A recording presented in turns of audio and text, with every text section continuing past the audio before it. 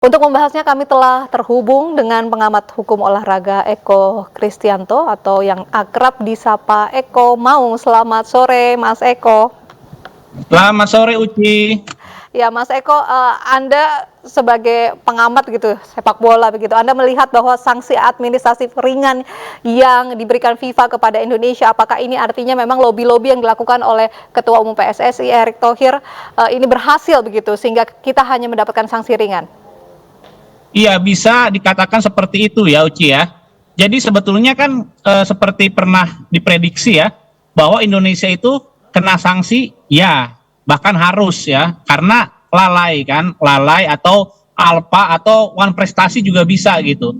Karena gagal, intinya gagal kan, gagal melaksanakan Piala Dunia U20 di Indonesia, itu harus kena sanksi. Tapi terkait sanksinya apakah berat atau tidak, udah dikatakan sebetulnya bukan cuma saya yang bilang ya, banyak pengamat juga memprediksi sanksinya tidak akan berat. Karena sebetulnya sanksi paling berat ya, yaitu di ban, di blok dari FIFA itu, kalau misalkan federasinya ya atau PSSI-nya itu tidak bisa menjaga kedaulatan FIFA di negara tersebut ya. Jadi dalam kata lain diintervensi sama pemerintah. Tapi yang terjadi kali ini kan bukan intervensi pemerintah ya. Bahkan pemerintah pun sebetulnya ingin melaksanakan Piala Dunia U20 itu di Indonesia dengan lancar. Jadi memang ada hal-hal politis yang dikatakan di luar ya, di luar kendali federasi dan juga pemerintah Indonesia. Kalau Anda melihatnya, Mas Eko, sanksi berat apa sebenarnya yang bisa saja begitu diterima Indonesia karena gagal menjaga perjanjian untuk menyelenggarakan Piala Dunia U20 gitu? Saya pikir kalau sanksi yang berat memang nggak pernah kepikiran ya dalam kasus ini. Karena FIFA kan melihat memang bukan salahnya PSSI dan juga bukan salahnya pemerintah juga kalau dalam hal ini gitu ya. Dan kita harus memperhitungkan juga kedekatan, lobby ya, retorika dan penjelasannya Pak Erick Thohir yang langsung menemui Presiden FIFA. Dan jangan lupakan juga kemarin kan Pak Erick Thohir kan mengatakan tentang cetak biru ya, blueprint. Nah ini artinya saya asumsikan ya bahwa sebetulnya Pak Erick Thohir bisa meyakinkan FIFA bahwa walaupun peringkat Indonesia itu rendah, lalu juga peringkat liganya rendah, tapi Indonesia tetap strategis ya dalam konteks sepak bola global. Karena Indonesia ini kan penontonnya banyak ya, animonya besar. Dan olahraga sepak bola itu kan bukan cuma sekedar olahraga saja, sekarang kan udah jadi industri ya, industri tontonan. Saya pikir Indonesia selalu dianggap strategis gitu, walaupun bukan dari sisi prestasi ya, Uci ya.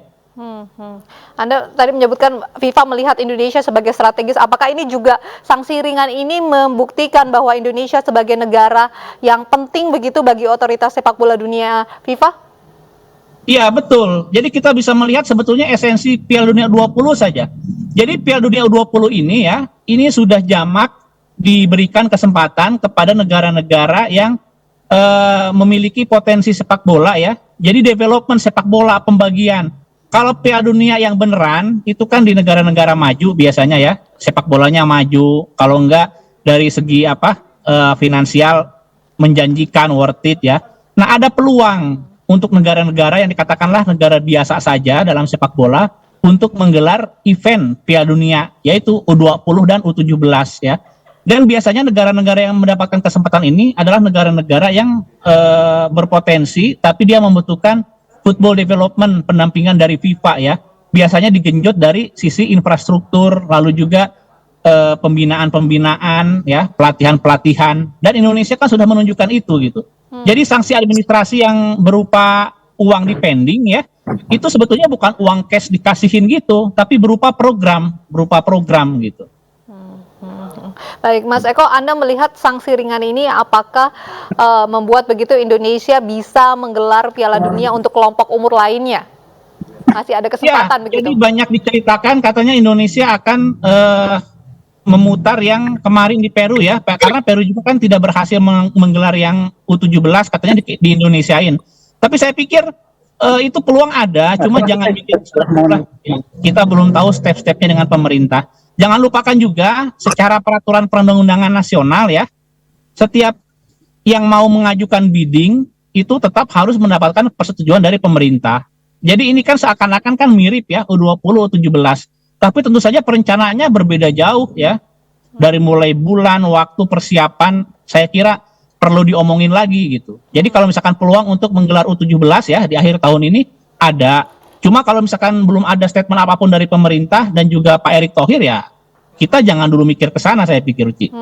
Jika kita berandai-andai begitu Mas Eko, jika memang Indonesia berkesempatan begitu untuk menggelar Piala Dunia untuk kelompok umur lainnya, apa yang harus dilakukan? Apa pelajaran begitu yang bisa kita petik dari kejadian kemarin gagal menyelenggarakan Piala Dunia U20? Ya kalau kita melihat kasus kemarin ya, itu kan disinyalir terkait keterlibatan Israel dalam Piala Dunia U20, itu kan jelas tidak akan terjadi di U17 karena Israelnya nggak lolos ya. Tapi bagaimanapun konsolidasi, terutama konsolidasi internal nih dalam negeri, itu perlu mutlak ya, kita perlu meninjau lagi gitu. Jangan-jangan ada nanti gerakan, menolak juga negara sekutunya Israel misalkan. Saya nggak tahu ya, itu juga harus diperhitungkan. Jadi setiap kali menggelar event besar, itu kan ada kepanitiaan lokal ya. Kalau kemarin Piala Dunia U20 itu ada yang namanya INAFOC, Indonesia FIFA World Cup Organizing Committee. Nah kalau misalkan nanti mengambil kesempatan yang U17 nih, yang Peru itu nggak jadi, itu juga akan dibentuk kepanitiaan seperti ini. Dan di kepanitiaan itu ada menteri-menteri ya, ada menteri luar negeri, termasuk juga nanti menteri dalam negeri. Nah, menteri dalam negeri inilah ya, belajar dari kejadian kemarin, harus melakukan konsolidasi ini, Pak Tito ya, belajar konsolidasi kepada para kepala daerah. Iya. Dan juga komitmen bersama begitu ya harus dilakukan agar sepak bola tanah air semakin baik ke depannya. Terima kasih Mas Eko Kristianto sudah bergabung bersama kami di Ini Sore.